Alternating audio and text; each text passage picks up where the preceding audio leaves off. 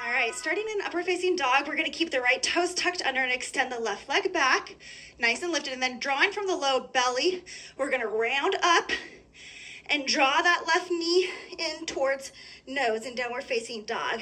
Lower with the same amount of integrity, incorporation of the core. Initiating these movements from the low belly, we curl up, nose to knee. And then as we expand out, we really expand. So we're not just lowering and sinking.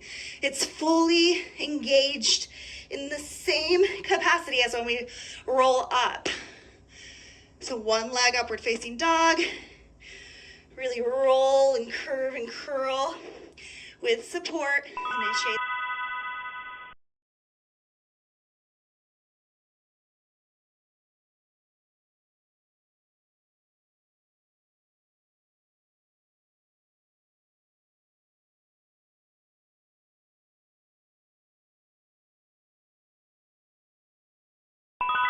All right, same thing, opposite side. So tucking the left toes under, extending the left leg back, really lifting, securing, lifting that low belly, and then rolling, starting at the pelvic floor, low belly, back into that crunch, right knee towards nose, extending, opening, keeping it nice and secure, and then rolling, initiating up that low belly, crunching in, knee to nose.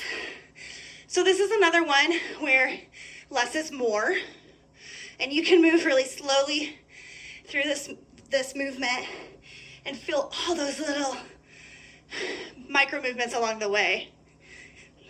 Really try to tap into that underlying movement.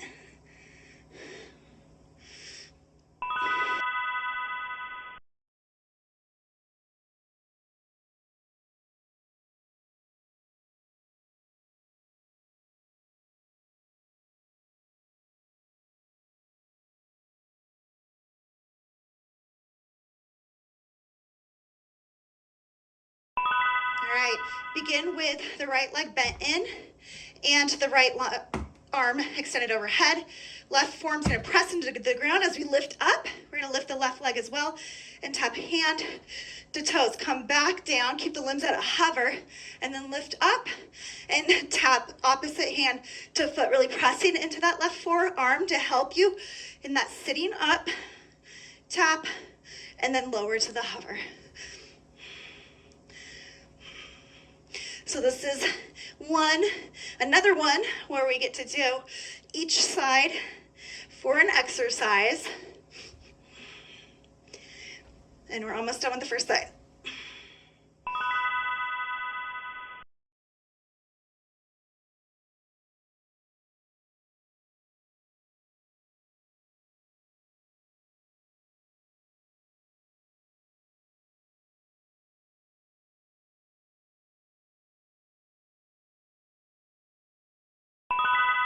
All right, so the left leg is bent in, left arm extended overhead. We're gonna press into the right forearm, lift the extended right leg, tap left hand to right toes, and then lower to a hover and lift back up. And on that hover, really think about the length. So reaching through the left fingers, reaching through the right toes, finding that length. Find that length in the front of the body and the back of the body. See if you can tap into that lengthening in the front and the back on that lower. So it's almost like you come back, reset there, find length front and back, and then come up with that, again, integrity established.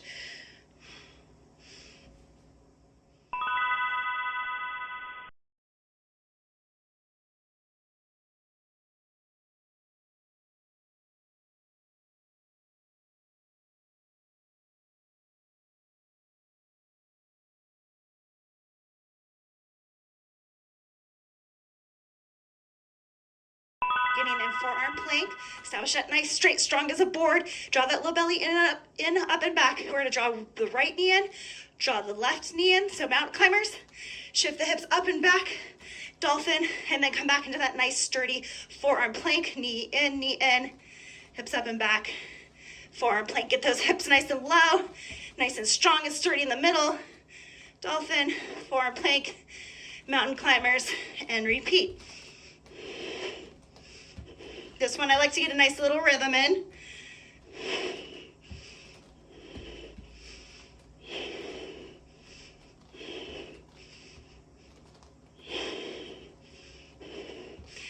make sure that when you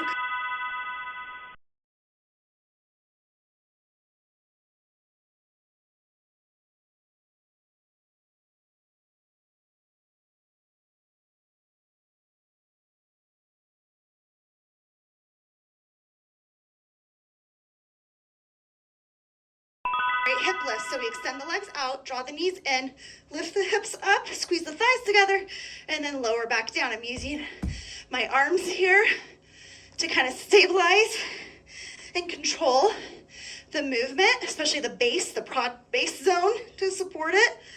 This project, squeeze the thighs together. Lift as high as you can. If it's just a little bit of a lift today, that's okay. And then squeeze the legs together as you lower. If they don't extend all the way, that's okay too. You can keep them a little bent.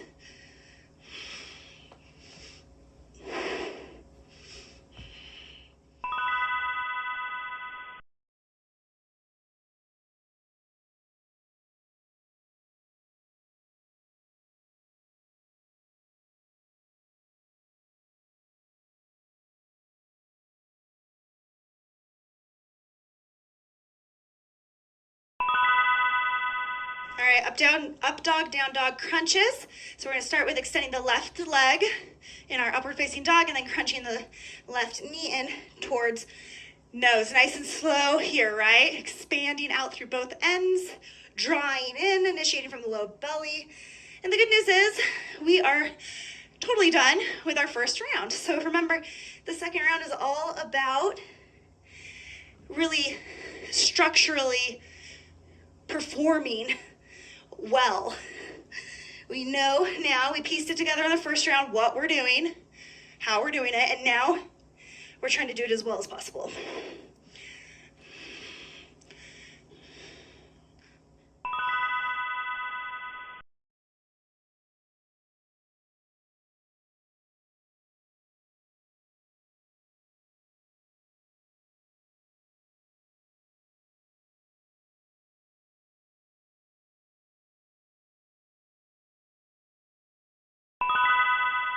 All right, taking it to the opposite side. So really securing and expanding out opposite directions, and then drawing and starting at the low belly to crunch. Our up dog, down dog crunches. Nice slow movements, done right. In the middle of this round, this one's a hard one today. I'm feeling that, but guess what? We're already in the thick of it. We get through this second round, and we just have that last one, and we're done. It's kind of well, it's easy to process. We get to know the movements, we try to do them well, and then we just have to do them one more time, and you're done.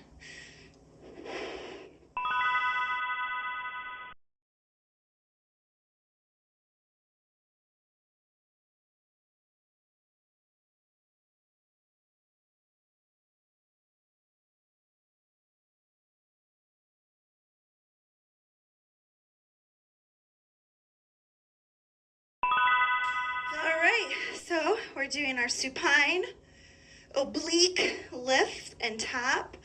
Our left forearm is down. We're lifting the left leg, tapping the right hand to left toes, and then lowering to that hover. And when we come down, we lengthen through front body and back body to reset and initiate a really solid movement up into that tap, because we are on round two. And round two is all about peak performance, peak performance. We're warmed up. We know what we're doing. Now we're doing it well.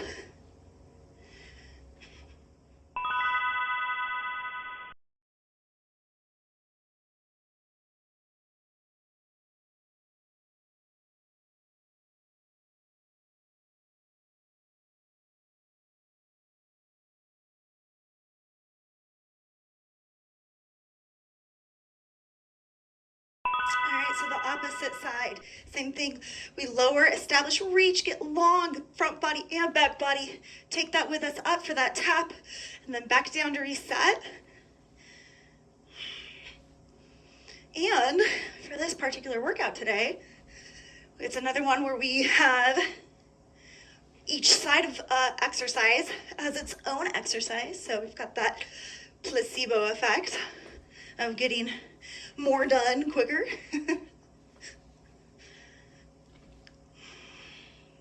Because we're already halfway through with this entire workout, and we're already halfway through with round 2.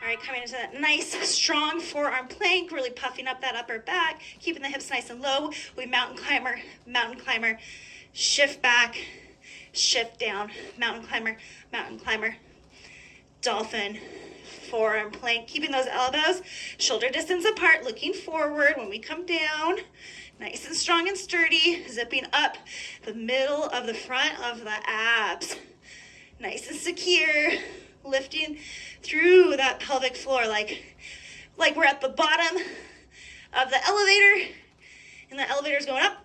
That's our pelvic floor. I want to keep it going up to the next floor and the next floor and keep pulling up that nice strong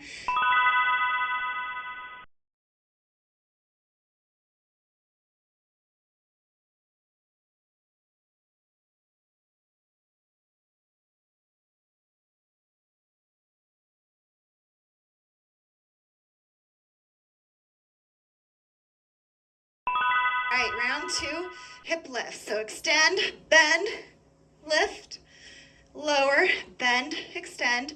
So making sure that we have a nice bend as we lift and we lower. We extend at the top, we extend at the bottom, and then in between, we kind of curl it all up in a ball.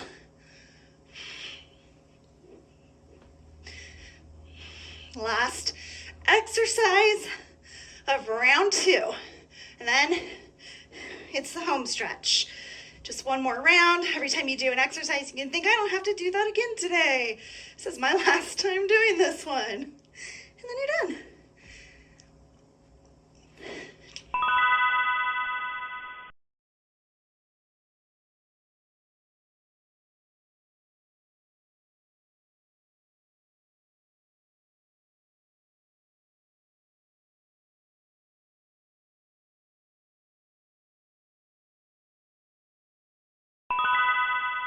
All right, so curling the right toes under, extending the left leg back, opening the chest and reaching the chest forward.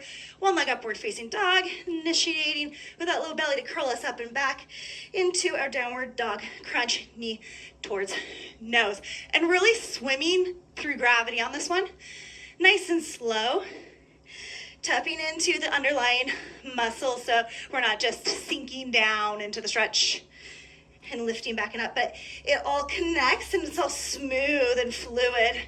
There's like this strong liquid element to the movements. And always those opposing forces, like when we reach back through the left toe and open through the chest, reaching that chest forward.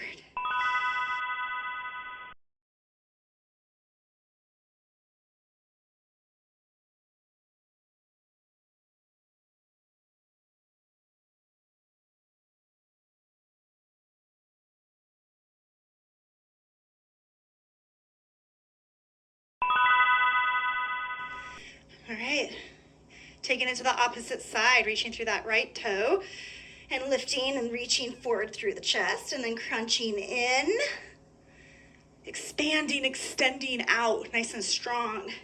Remember that length through the front body and the back. As you come into upward facing dog, really feel that length through the front, the chest forward open, but also through the back and extending all the way down the leg and out the toes.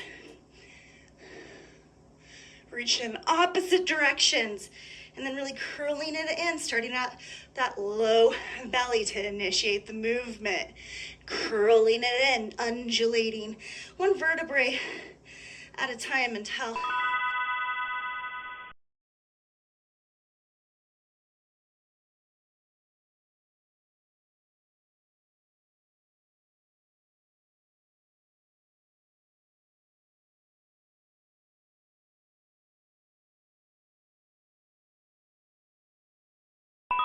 we go. Supine oblique foot tap. So pressing into that left forearm, lowering down to that, hovering of opposite limbs, then lifting and tapping hand to foot. And finding that length as we reset on the hover of the arm and the leg. Finding that length through front body and back body. You can feel that as a tightening here at the pelvis, kind of like a tautness. And then trying to keep that with you a little bit as you crunch it all up. Tap and extend that tautness right here.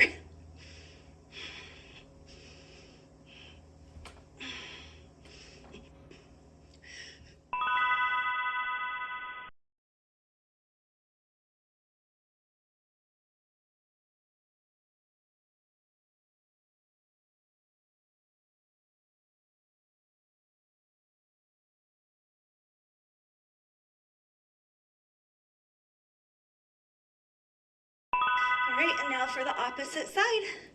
Lifting the right leg, left hand, lowering, expanding tautness at the midsection.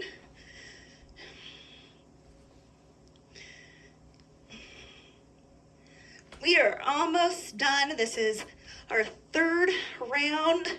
This is the last time you're doing this particular exercise, and you're on your final side for this particular exercise. So let's get the most we can out of it.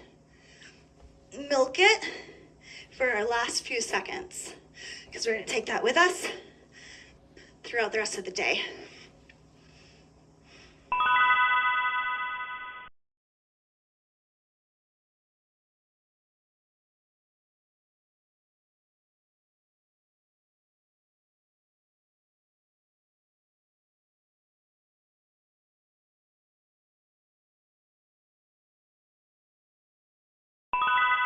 All right, coming into our nice, straight, strong forearm plank. Squeeze the thighs together, puff up the upper back, look forward. Mountain climber left, mountain climber right. Shift the hips up and back. Dolphin, sink it back to that nice, strong as a board. Forearm plank, mountain climber, dolphin, and down. Get into a nice little rhythm here. Keep those elbows below the shoulders. Here we go, mountain climber. Lower those hips. Lift up and back, nice and strong. Knit those front abs together. And then just want to drop a couple of reminders since we're nearing the end of our workout. I always suggest that you walk 30 to 45 minutes most days if you can't get outside.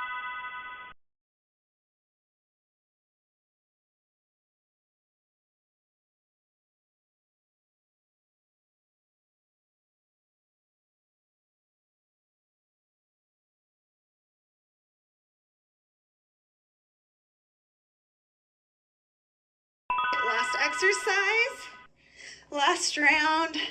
After this, you're done for the day. We're on to our hip lifts. Yes, so get outside, move 30 to 45 minutes a day. Maybe you do that before your ab workout. Maybe you do your ab workout and then you go on your walk and you spend that time walking with a nice structural support, because posture is everything. And remember, the core is from the inside out. The gut is very much part of the core. The nutrients we feed our body is very much a part of the core, and they're a part of everything. Our mood, our sleep, our happiness. All right, you guys did it. Just a few more seconds here.